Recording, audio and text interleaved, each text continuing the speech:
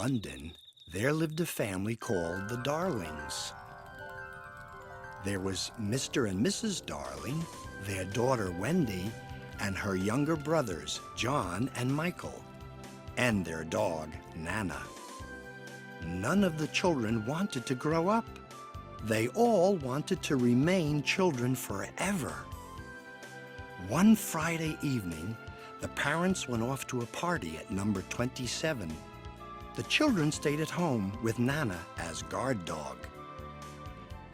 Their mother wore a gorgeous dress and fine jewelry. Their father was fashionable in his bow tie. Wendy, we're counting on you now. Okay. Their mother and father left for the party.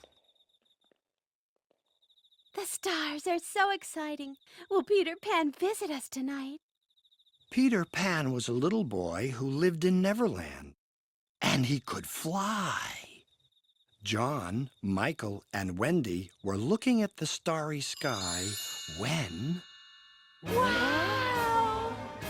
It was Peter Pan, and with him, shining brighter than the stars, his fairy friend Tinkerbell.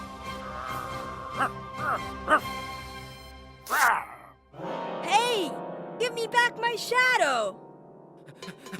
Nana, gripping Peter's shadow in its teeth, ran back into the room, Peter in pursuit. Peter reclaimed his shadow. Come, we go to the country of dreams, Neverland. And so, with Peter Pan showing them how to fly, Wendy and her brothers set off from a London window into the stars. If you think of something fun, you can fly. In no time, the three children were soaring above the clouds. Wow! This is high! We're so high! Still in their pajamas, the children flew high into the sky. Who knows how long they flew? In the middle of a vast blue ocean, a tiny island appeared. Look, anchored in the inlet, there, a pirate ship. Oh no! It's Captain Hook! They're on deck. Captain Hook's attire was as splendid as a king's, and with his pipe in his mouth and his aristocratic airs, he cut an impressive figure. But he was a cruel pirate, the fiercest in the Caribbean, and the most feared. His steel hook was handy for defeating enemies. It was Peter Pan who had ripped that hand off. Now Captain Hook lived only for revenge on Peter Pan. That Peter Pan dares to return to this island? As Captain Hook considered how to defeat Peter Pan, he polished his fearsome steel hook.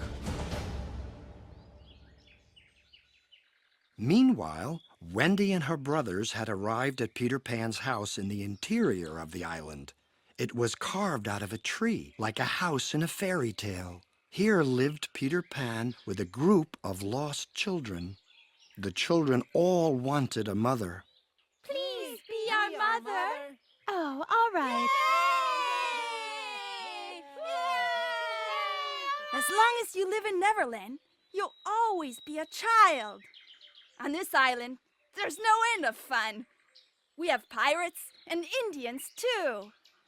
Meaning lots of adventure! All right, first off, we go to the Lake of the 100 Mermaids. But be careful. Don't let them pull you into the water. They left on a moonlit night. Gorgeous mermaids were at the sparkling lake, combing their hair. Well, there they are. Mermaids galore sitting on those rocks. And they're all my friends. I'll introduce you. While they were all Peter's friends, Wendy was a stranger to them. Hey! So they splashed her and teased her. Just then, Peter noticed something.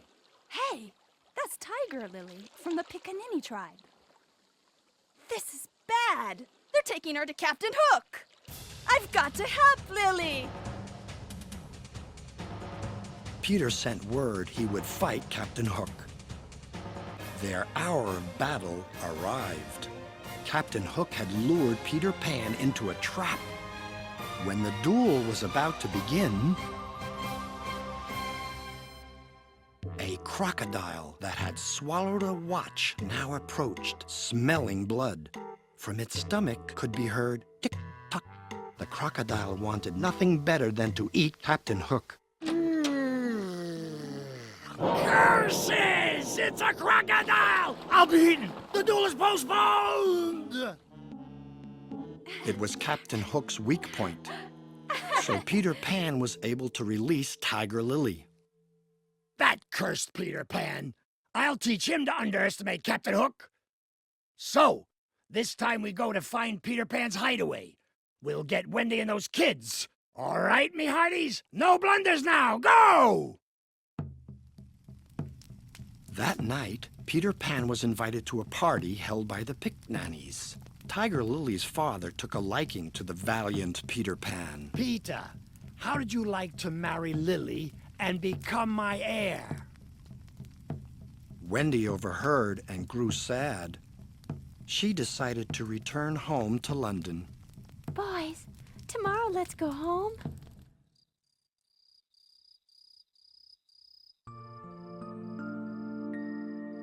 Putting the children to bed, Wendy sang lullabies in a beautiful voice, just like her mother. They slumbered as in a trance. But then...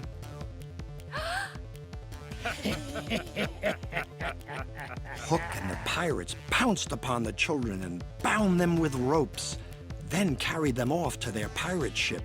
It was Tinker Bell who had told Captain Hook the whereabouts of the treehouse, because she was jealous of Wendy. Peter, who knew nothing of all this, was shocked when he came back home. This is Hook's doing. I've had just about enough of him.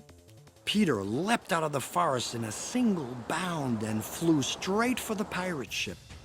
At the ship, Captain Hook was already forcing Wendy and the children to walk the gangplank to a watery grave. In the water, a hungry crocodile awaited them. So, who wants to go first? Wendy, how about you? Just as Captain Hook was about to push her overboard, Stop! Peter Pan arrived. Peter Pan and Captain Hook began to fight fiercely. Tinker Bell freed Wendy and the others from their ropes and helped them escape. Hook swung his sword and steel hook viciously, but he couldn't hurt a little boy who could fly. Finally, when Captain Hook tried to shove Peter Pan into the water, but fell in himself. The hungry crocodile swallowed him in a single gulp.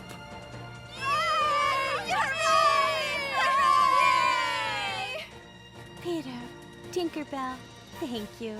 We've had so much fun. But now we have to go home.